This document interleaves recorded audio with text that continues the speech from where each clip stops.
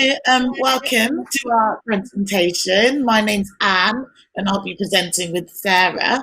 And we're going to talk about could you be an AHP and what that means, and what kind of skills you need for the career. So, an AHP, what is that? So, AHP stands for Allied Health Professional, and that consists of 14 different healthcare careers. Um, Sorry, I can hear some. So yeah, AHP it spans 14 different healthcare professions. So you have the creative therapies, which is art therapists, drama therapists, and music therapists, and they use creative methods to kind of heal and promote an individual's emotional, mental health and well-being, as well as their physical health as well. They can be found in all kinds of different areas of healthcare as well. You have chiropodists and podiatrists who work with feet, and basically what I learned, they work from anywhere from the feet up until the hip, and they help deal with patients with a variety of conditions, so both long term and short term as well. Um, there's dietitians, which have a really interesting area. So they're the only qualified health professionals that can actually assess and diagnose and treat diet and nutritional problems. Because I know online it's very big for a lot of people to call themselves nutritionists, but they're not actually AHPs. They're not actually health professionals in the same sense that dietitians are, and they can go a lot more in depth in terms of an individual's diet and nutrition and well-being and how that works. Occupational therapists, they work within a range of needs with adults and children and try and optimize someone's participation in everyday living activities as well as working in mental health facilities as well, and thinking about how they can be how an individual can be best placed to do all their activities of daily living in society. Operating department practitioners have a really cool role. So they help with operative care. So even before someone has an operation, during and after, and they're the ones that help assist with that sort of thing. I'm going through this very quickly. My Twitter is here. So if you have any questions, please do let me know.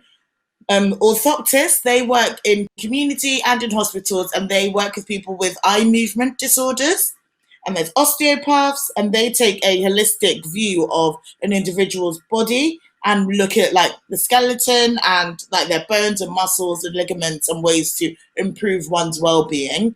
Paramedics, they're the ones that you see probably on 24 hours in A&E, in the car, in the ambulance. They're the first ones at point of emergency, and they go and help patients, tend to work by themselves a lot of the time, and help patients like in the front line of care, which is really interesting. Physiotherapists, they have a physical approach, and again, they look at the entire body and think about the physical and psychological and social well-being to optimize a patient's functional ability. Prosthetics and orthotists, so they help you with your walking and with so say you're missing a limb or you're missing a part of your body that's vital to your daily living. They're the ones that can help supplement that, so it can create a orthotic or a device to put in, and you can use that for instead of a limb because you've had to lose that, say, due to having cancer or something. Radiographers, so there's two types. There's diagnostic and therapeutic, and Sarah is a therapeutic radiographer, so she will talk more about that. But diagnostic radiographers are the ones that do x-rays, and they do CT scans, and they're the ones that are responsible for producing high quality images to diagnose an injury or disease. And they're speech and language therapists, which is what I am. And we work with children and adults with speech, language, communication, and swallowing needs. And I think what I really like about allied health professions is that they really span a lifespan. So you can work in any of these professions. You can work with children or adults, and you can work in a variety of settings. And a lot of the time, you don't have to, it's not as in depth as medicine, but you get to work with people and kind of have a very similar effect to loads of other healthcare professionals as well. So that's my quick little summary of allied are. On to Sarah. Okay, so hi everyone, I'm Sarah. So if we look at what skills allied health professionals have, it's really important to emphasise that this is allied health professionals are an umbrella term for these 14 different professions, and there are a lot of shared skills that each of us have. But the main thing is that each one is very, very different in how they use those skills. But we'll both just quickly go through some of these skills that we have and that our colleagues have, and kind of why they're important. So if we look at teamwork, it's very rare in healthcare that anyone works purely on their own all the time. We are part of MDTs. In my job, for example, we always work in pairs as well, but it's really important that you're a team player. It's important to have compassion. You need to be able to understand and appreciate how the people that you meet are feeling, so that you can kind of get on their level. Advocating, I think that's really, really important, because we need to always ensure that the needs of our patients are being met, and making sure that we speak up when we think that they aren't being met. Curiosity, so that's kind of an odd one, but I think it's super important, because the only way that these services that we provide improve is by the people who work within them asking questions. I think curiosity really drives change. And then problem solving. So you do this all the time without even realising, and especially when you're working in healthcare, it could be whether you're looking at how best a patient can attend multiple appointments they have in fewer visits, whether you're looking at how you can manage your own time effectively. Problem solving really becomes second nature when you do one of these jobs. I'm going to go through some other skills as well. Communication, and I know it's something that you probably hear a lot for like every job, you need good communication skills. But I think for an allied health professional, it's something that is absolutely pivotal, to, regardless of which field you're in, because you have to learn to talk to people in a variety of different ways. So whether you're communicating with a child with mental health issues, or talking to a really high up consultant about a patient and discussing their needs, you have to think about different ways and adapt your communication style to suit the person that you're talking to. And I know, like, especially in my experience, I either have to, like, one minute I'm talking to a child and I have to like explain something really, really basic, but in a way that they'll understand and engage with me. Then I'm talking to like a head teacher about the same child's needs, and the way I have to like switch my approach is very like, it's something that I've had to learn, and it's something I'm still learning. Adaptability, and I think this is something we're all learning at the moment, especially with COVID. Having to adapt to the situation that you're in, because you find yourself, especially as a healthcare professional, in a variety of situations, and you need to change the way that you act or change the way that you respond in that situation. So it's kind of like with a paramedic, and they've come across someone that may have been run over by a bike, but it's never ever going to be the same incident that you're going to see. So you're going to have to adapt and think on your feet as to how you're going to respond to that. Patience, and as with every profession, people can be quite hard to work with, and it can be quite difficult at times conveying your message and your needs to someone else. And it kind of links with teamwork as well, in terms of like negotiating and having the patience to bring your point across, and working with people who are faced with difficult situations as well. Creativity. I think it's really important for allied health professionals, and for you guys, if you're thinking about coming into allied health professionals, to be like allied health profession, sorry, to be creative and to think of new and innovative ways, and to deal with care, and to think about issues within the profession as well. I think it's really important that we're not always just stuck in a box, and that is what I do like about being an allied health professional, in that like there is a lot of opportunity to think about different ways to treat different issues. Obviously, it has to be evidence based, but there is a lot of scope to think about different ways of treating issues. Professionalism as well. As with any healthcare career, you can be in really hard situations that can be taxing on you, both physically, whether you're working a 12-hour shift, or mentally, dealing with a lot of emotional people. You still have to think of ways to maintain your professionalism. And I think I bring it back to teamwork as well, because it's what I really like about allied health professions is that you are always part of a team. So even if you're having a hard day, you can rely on your team to pick you up, and you can keep that element of professionalism. So it's not always too hard. Okay, so we'll have a quick look at certain scenarios where you could have met an AHP, or someone you know could have met an AHP, and you've not even realised. So just simple things like anyone who's ever needed an X-ray, well, they'll have met a diagnostic radiography, and people don't always realise. I mean, if somebody has had to have any changes made around their hole, they can get around easier, then they'll have had input from an occupational therapist. If you've ever had an operation, then as we mentioned before, as Anne said, you'll have met an ODP, an operating department practitioner. They'll have supported you before, during and after. Anyone who's ever needed an ambulance, the paramedics will have been the first people that are there helping them. If you know anybody who has had a stroke, then it's likely that they'll have had rehabilitation with the input of a speech and language therapist. And I know Anne mentioned about people that may lose limbs, then they'll have had input from a prosthetist.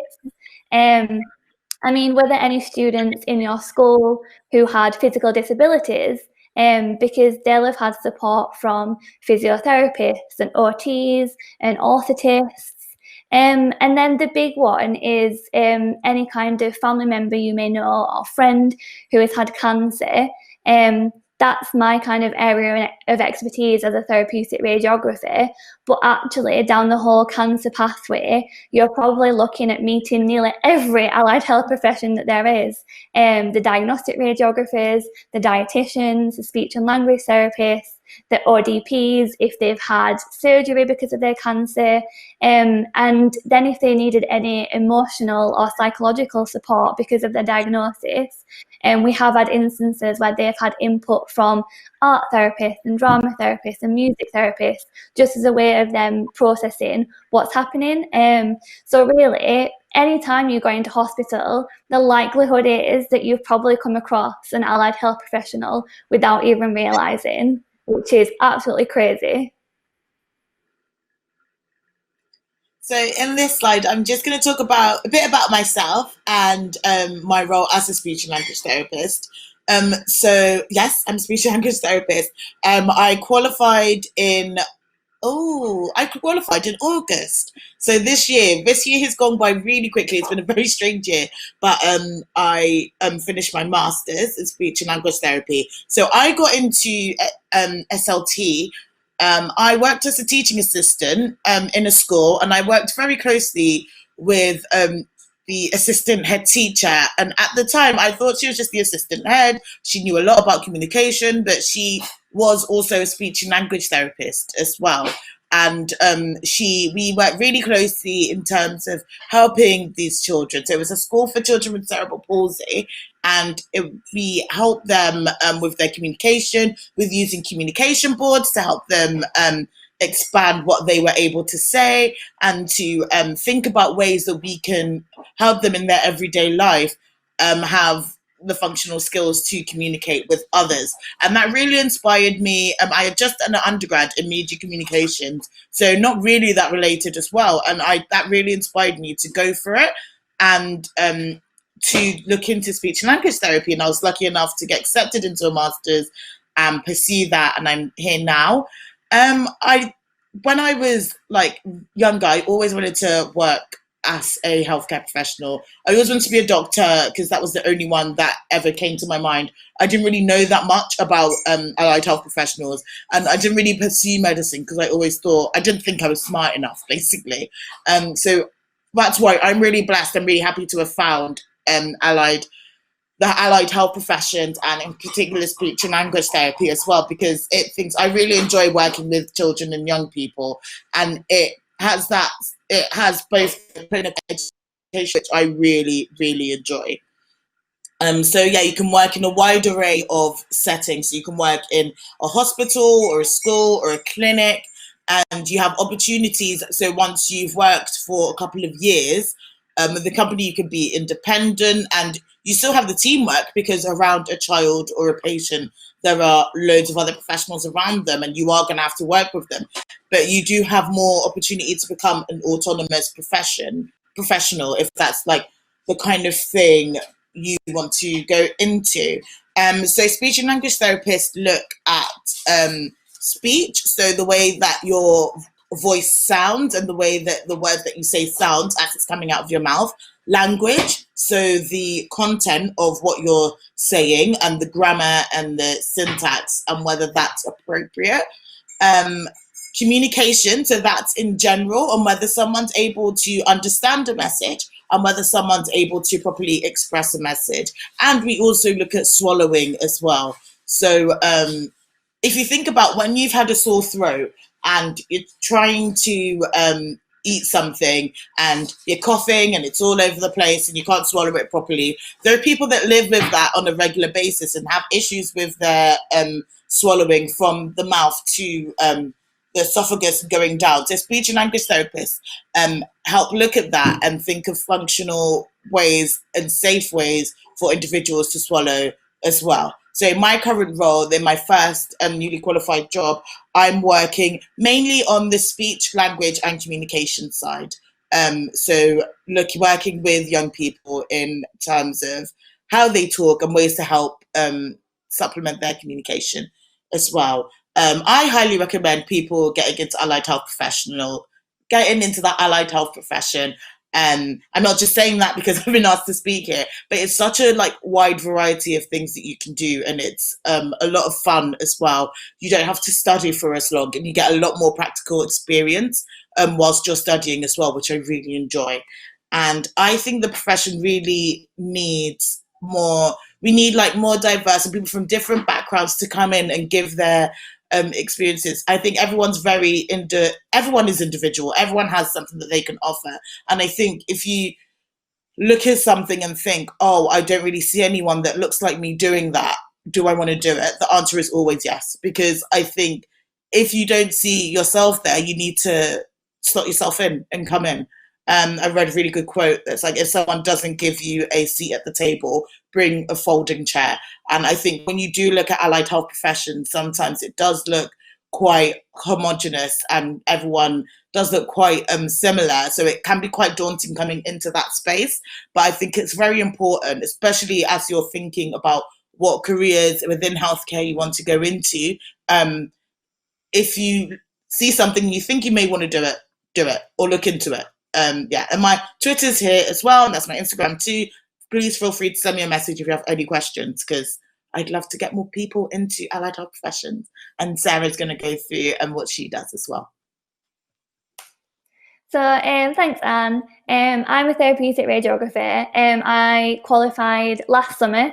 I did an undergraduate course at Sheffield Hallam University. I already did lots of work to try and raise the profile of my profession and the wider allied health professions, because it is something that I'm super passionate about. I wanted to do this profession from being 16. My mum was a nurse, and so I kind of grew up in this healthcare environment. I loved anatomy and physiology, and not in a morbid way at all, but I found cancer really interesting. And I always knew that I wanted to do a job where I could really, really help people. And that, for me, is therapeutic radiography. It's the perfect blend between science and technology and patient care. I think the best part of my job is definitely the patients. The people that I treat never ever fail to make me smile, and I love how ever changing the profession is. So as technology is advancing, we're coming up with new and more innovative ways to treat cancer while kind of giving people quality of life as well. So that's like really, really important. And it means a lot to me to be in a profession where we do work as a team every single day, and we're the only qualified healthcare professionals that are allowed to plan and deliver radiotherapy treatments for cancer as well. So it is very, very niche. There's so many ways to progress your career though as a therapeutic radiographer. You can specialise in specific sites, so breast cancer, prostate cancer, lung cancer. You can even go as far as becoming a consultant radiographer, so that's someone that actually prescribes treatment as well. You can look at becoming a lecturer or a placement educator, so supporting kind of the next generation of therapeutic radiographers. And then there's all the technical aspects as well that you can specialise in. The skills of a therapeutic radiographer are really starting to be utilised along the whole cancer pathway. So even if you're looking at starting this career now, it could have gone in a completely different direction in 3, 4, 5 years' time. There's always so many different avenues that are opening up, which is really, really exciting. The profession and just allied health in general, they need people that are passionate, that are diverse, and that really want to make a difference. And I think that's the most important thing. So if you've never considered the allied health professions before, I hope that this presentation has kind of given you a little bit of an insight, kind of spurred you on to maybe look at some of them that you might not have heard of, because that would be great. If we could get one person to change their career path and become an AHP, then I think we've done a good job. So thank you everybody for listening. I hope me and Anne have given you kind of a good idea. Any questions, please feel free to tweet us or send us a message. Thank you.